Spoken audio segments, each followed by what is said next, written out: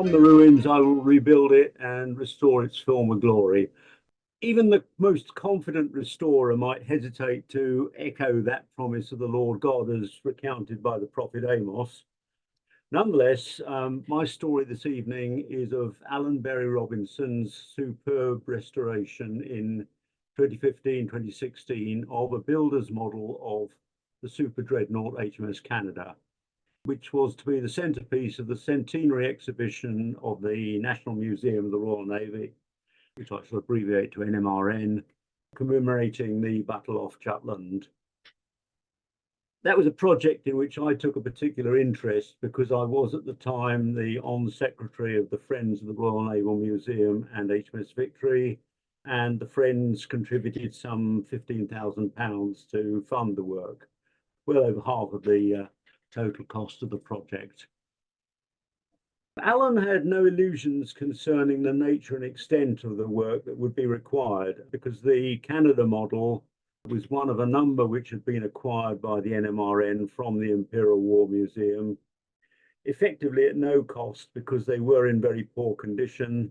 They had been badly damaged in January 1941 when a German bomb wrecked the IWM's naval gallery, and thereafter they had just been crated and stored.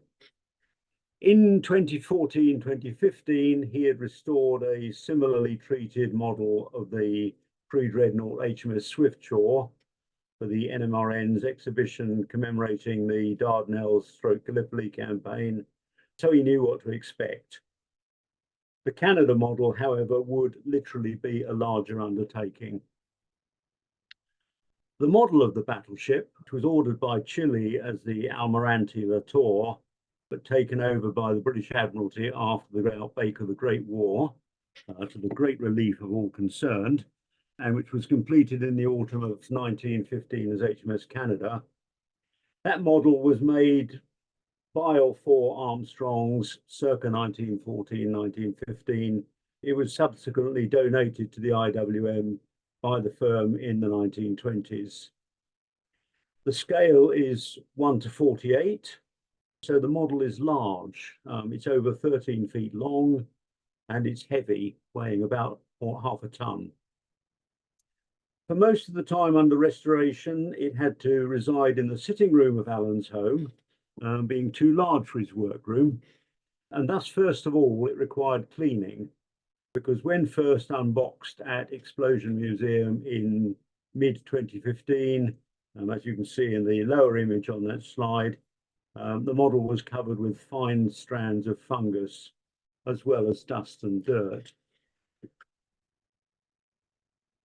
This slide here shows the initial cleaning at Explosion. At some point, somebody had helpfully painted Canada below the forecastle, but in truth, the model couldn't be mistaken for any other ship. Canada was significantly longer and altogether more imposing than even the contemporary Iron Duke class. And that altogether more imposing gives me an excuse to slip in this Oscar Parks photo of HMS Canada. Certainly an imposing warship, arguably one of the best looking capital ships in the Grand Fleet. Meanwhile, back to the narrative. In mid-September 2015, the model arrived at Alan's Homecome workshop, a term to be taken literally because, as already mentioned, the model was too large to be worked on in the workshop. So for much of the following 6 months, it was a very prominent feature in their sitting room. Over that 6 months, Alan spent some 2,000 hours on the project. When you think about it, that's at least 10 hours each day, though he did take days off on Christmas Day and Boxing Day. It's just as well that Alan's wife, Sandra, is also his business partner. Together, they both restore and build high-quality models for corporate clients and for private individuals. Alan said on one occasion when we met that provided the basic structure was sound, a well-made builder's model of the Victorian and Edwardian eras can almost always be restored. Unlike most scale models of ships made before 1850, these models were intended principally for public display. but the best traditions of workmanship established in the 17th and 18th centuries were maintained. So such models are typically true reduced scale miniatures of their subject, made of durable materials by first-rate craftsmen. Furthermore, the model makers were aware that their large, finely detailed creations, 1/48 was a commonly adopted scale because from at least to the middle of the 19th century, craftsmen in British shipyards drew ship plans to that scale. They knew their models were intended for display and to impress. To facilitate transport and cleaning and repair, and of course, if transportable, then the need for periodic cleaning and the risk of minor damage were inescapable. Those builders' models were typically made so they could be easily disassembled into modules of manageable size and subsequently reassembled. That being so, repairs and restoration might take time, dependent on the nature and extent of the work required, but generally speaking would not be difficult. So Alan's view was that the basic structure of the Canada model was sound. Restoration, therefore, would be, to an extent, just a matter of making good minor damage. There was, however, an enormous amount of minor damage to this model, particularly to the fittings. Some of that damage could be made good, but many small components were so damaged and or corroded, as one can see on this slide, as to be beyond repair, and so they would have to be replaced. Ingrained dirt would have to be removed from unpainted wood and the surfaces resealed. Meanwhile, most paintwork was so damaged that complete sanding and repainting would be required. Furthermore, numerous attractive items, model boats, anchors, propellers, guns, etc., were assumed to have been removed at some point by persons unknown. Other items were just missing. For instance, Q turret. Anything which should be on the model but wasn't would have to be replaced. And in the majority of cases, that would mean Alan would have to manufacture the item himself. Here's another photo taken when the model arrived at Alan's workshop. One could go on because his first step was to take a complete set of photos, both for reference and also close-ups to show the fine detail. But essentially, the whole model was in this sorry state. So we can all see how 2,000 or more hours would be required to restore it to display condition. Just to show that there was light at the end of the tunnel, here's a slide showing the starboard 6-inch battery before and after restoration. The first major work, largely completed by the end of September 2015, was to remove the fittings and dismantle the model into its major elements, after which those major elements could be prepared for restoration. Dismantling the model, removing the fittings, that was largely completed by the end of September 2015. This slide shows the hull in mid-October, sanded and repainted. It's worth noting at this point that a model restorer would normally try to preserve the original paintwork and the ceiling of woodwork, which on a full-size vessel would have been varnished or left untreated. But in the case of the Canada model, it had been knocked about a bit, to say the least, and neglected for over 70 years. And the only sensible course was a complete sanding and repainting stroke retreatment. That, and the need to replace literally hundreds of the model's fittings, does beg the philosophical question, to what extent was this restoration rather than building what was in effect a new model which incorporates some elements of the original? To some, myself included, there would come the reply that the important question is whether the model, whether it's restored or new, is an accurate and durable representation of the ship in question. Meanwhile, while we're pondering that, here's a slide showing the lower bridge before and after restoration. There were also several hundred of the model's fittings, which after removal required varying degrees of attention. Gun barrels were relatively easy to clean, while treating the likes of these miniatures of motor-driven windlasses was more fiddly, but essentially a matter of patience.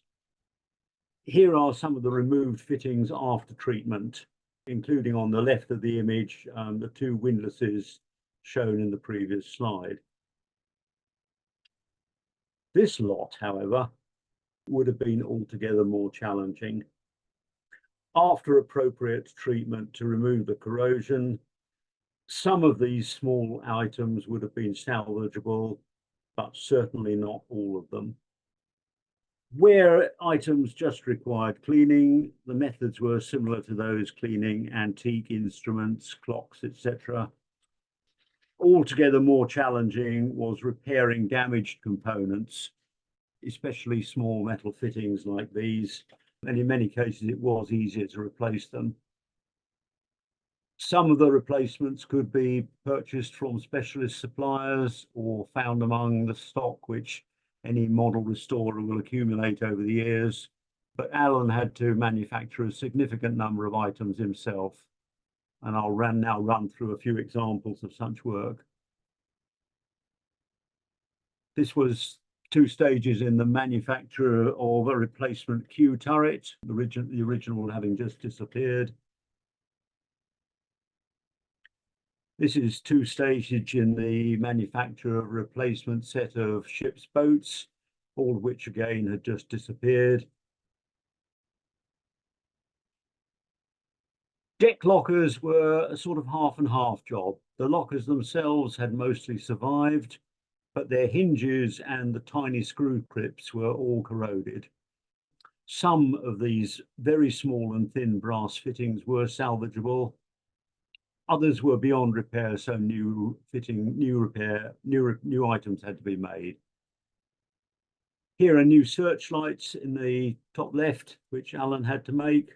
All the originals had disappeared, while to the lower right are miniatures of Hotchkiss 3-pounders, which in the pre-Dreadnought era had been intended to counterattacks by torpedo boats.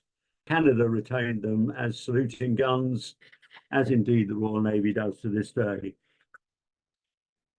So there came a time, somewhere around the Christmas New Year period, 2015, 2016, when the major components of the model could be put back together prior to replacement of the hundreds of small fittings. I'm not quite sure when it was reassembled, obviously sometime before 21st of January, because that's when these photos were taken. After that basic reassembly, there followed some 2 or 3 months of work, a multitude of small and now pristine components, gun barrels, small guns, boats, doors, ladders, deck lockers, bollards, winches, guardrail stanchions, scuttles, etc., which were carefully laid out around Alan's workshop, would be repositioned on the model. Generally speaking, as with the construction of a model, he worked from the centre outwards, forward and aft, and from the centre line to the ship's side, and from the deck upwards. Finally, the model was re-rigged, standing wires, running ropes, wireless telegraphy aerials, etc., most of which had to be new as the originals hadn't survived or were beyond redemption. As with the dismantling, Alan took hundreds of digital photos during the reassembly as a record of the work, which would accompany the completed model. Top left and bottom right of this slide are just a couple of such photos, while bottom left is a blow-up of the photograph above it. Bottom left clearly shows guardrail stanchions and guardrails on the forecastle deck prior to refitting. Such photos are principally for the benefit of those who would be responsible for its future care. But for how many years into the future? Good question. Alan considers his restoration of any model will ensure that it remains in display condition with little or no rework required other than dusting for at least 100 years, i.e. it will outlast the client who commissioned the work. But in truth, nobody knows how long such a model made using durable materials can last, provided it is properly cared for. There are so-called Navy board models, as we well know, made in the 17th century, which have not significantly deteriorated. And if anything, preservation technology has advanced considerably in the past 100 years or so. The greatest threats to the survival of such models, which are unquestionably, in my mind, unique works of art, as much so as, for instance, a painting by Rubens or Van Gogh. The greatest threat is not so much physical deterioration, provided they're properly cared for, as the attitudes of curators, in inverted commas, and viewers. Let's consider for a moment I might commission Alan to make a 1/48th scale model of the destroyer HMS Eden, as it probably appeared in mid-1916. It wouldn't be a builder's model, and more like the ones made by Norman Uff. Not least because by mid-1916, Eden was some 10 years old, and during the Great War had been modified in ways which are significant to her story. Furthermore, builders' models might have been meticulously accurate in scale and construction, but they were seldom of correct appearance. Even in the Victorian era, the models tended to significantly overemphasize the bright work. That's not really my point, however. The important consideration is that if I commissioned that model, I would be both curator, responsible for its care and display, and viewer, responsible inter alia for bearing the cost of its care. And for the future, I'd make sure that my descendants and anybody else who might be responsible for that model knew its significance for our family and to anyone else who might find it interesting. For models like one of the Canada, however, curator and viewer, or viewers, are separate. And assuming that such large builders' models are in public ownership, e.g. in museums, the viewer might occasionally view the model, but would be paying, if a taxpayer, for its care all the time. Can the restoration and preservation of a builder's model, such as that of HMS Canada, be justified? Especially as it was in mid-2015 in such a poor state that it might just as well have been resurrected as a faithful representation of HMS Canada at the time of the Battle off Jutland. And to have done so would probably have cost significantly less than to restore the model to its original appearance. It's a valid question, but in my view, restoration as a builder's model was the right course to take. Such models built in the Victorian and Edwardian eras were literally works of art by craftsmen who were for the most part conscious that they were maintaining a tradition with its roots in the 17th century. And those who commissioned such models considered the cost and effort wholly justified. Restoration pays homage to those craftsmen and perpetuates their skills. It also acknowledges the patrons who consciously or unconsciously commissioned fine objects which would be of cultural and historical importance long after their own deaths.